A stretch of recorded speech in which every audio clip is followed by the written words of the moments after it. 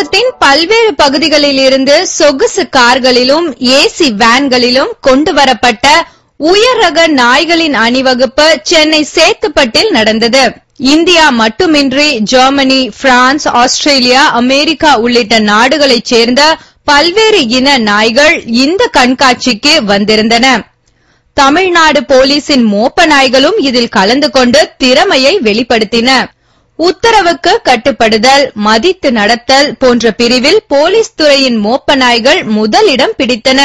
நான் Chennai city police dog ஸ்குவாட்ல 7 இயர்ஸா இருக்கேன். இது என்னோட டாக் ராணி. இந்த டாக் ஷோல நான் டெஸ்ட் சி ஓபன் சில கலந்துக்கிட்டேன். அதுல பெஸ்ட் டாக் என்ன செலக்ட் பண்ணிருக்காங்க.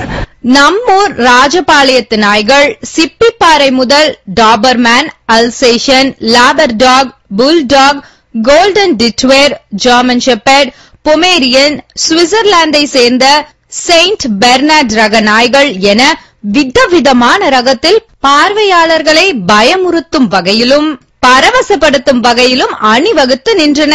இந்த டாகோட நேம் டால்மேஷன். டால்மேஷன்ல இருந்து இது பிளாக் ஸ்பாட்ஸ்.